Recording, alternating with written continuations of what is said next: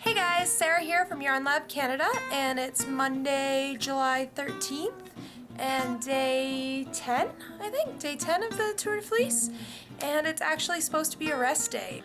But I'm not going to be resting because I spent Saturday morning resting when I was supposed to be doing the climb day on account of my stampede-related hangover.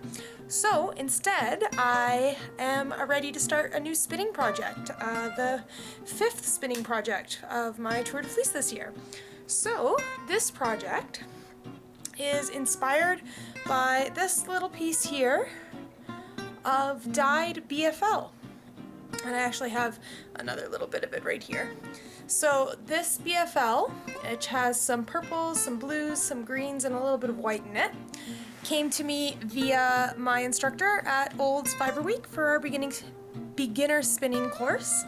And what I'm gonna do, because this is obviously not enough fiber to make into a reasonable quantity of yarn, is I have some more undyed BFL. I've got, 2 strips of it about this big.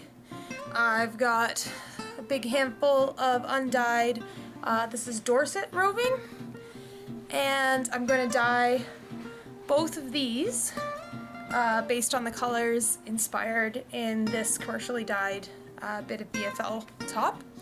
And then I'm going to blend everything together, and in that blending process I'm also going to include some of this, and these are dyed silk hankies that I've pulled apart into roving. So I'm going to do the dyeing right now, and then I'm going to start the blending as soon as my fibers are relatively dry. Well, all the way dry hopefully.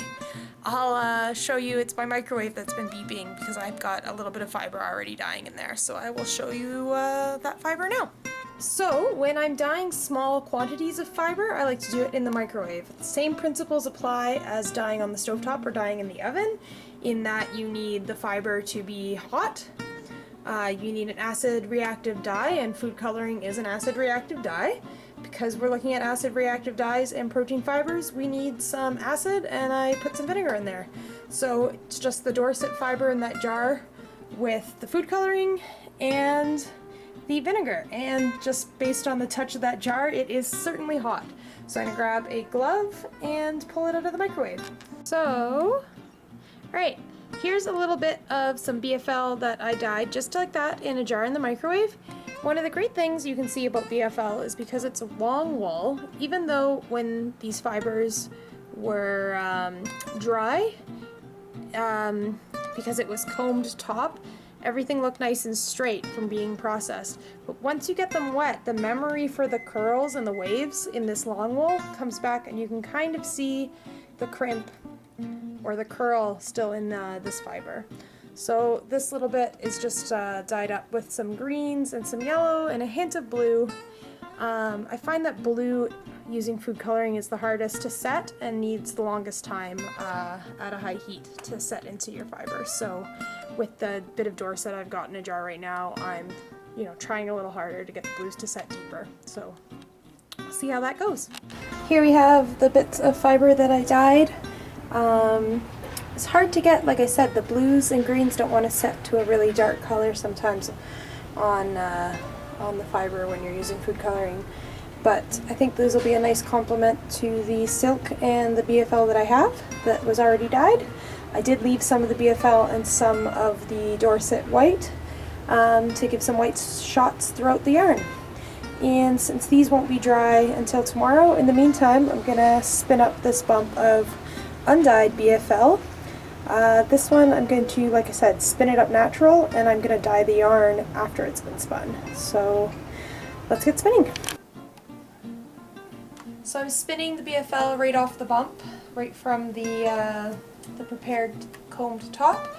And because I am, like I said, I'm making up for the climb day that I missed this weekend, I'm spinning a little bit outside my comfort zone, and I'm spinning a thick and thin single right now.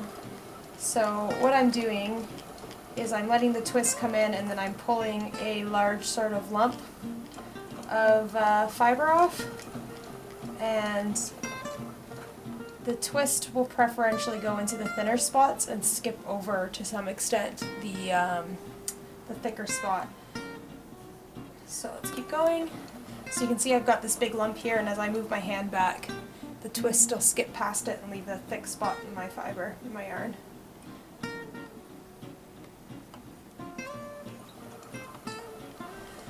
And this will look really pretty once it's plied up. And it's just takes a bit of getting used to the timing so that you get nice consistent spacing of your thick and thin spots.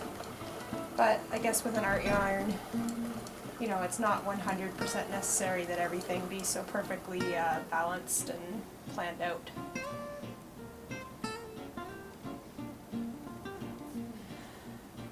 So I got a nice big bump, and I kind of broke my fiber off there, so you have to join in a thin area.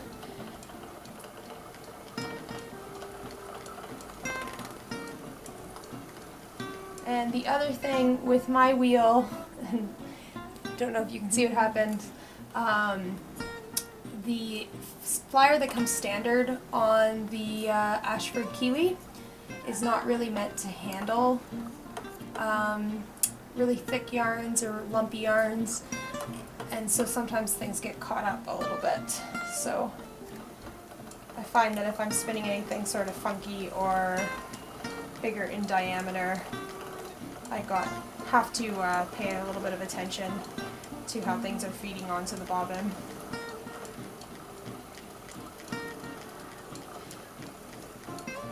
The Ashford Kiwi does have the option of getting a jumbo flyer and a super flyer with a bigger orifice and bigger guides to handle larger diameter art yarns. But with a little bit of persistence, you can get, you know, quite interesting looking yarns even onto this flyer.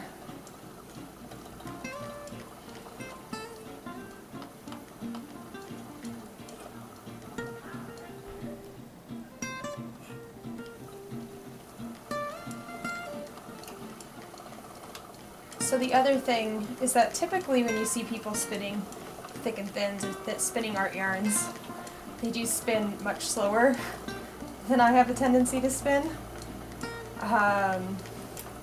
It's a combination of this Ashford Kiwi being a bit of a fast wheel, because the wheel itself is made out of MDF, and so it's quite a bit heavier than most of the traditional wheels, and so it picks up momentum, so it's kind of hard to actually spin particularly slow on it. In addition, being a smaller flyer, smaller bobbin, the ratios aren't set up to really have a very slow drive. With a bigger bobbin and a bigger whirl, the ratio is such that, you know, regardless of how fast you're pedaling, you're just going to be spinning a lot slower. So I try to slow down a little bit, but if you are spinning quickly and you want to do, you know, like a thicker and thin or something, it just means moving your hands faster.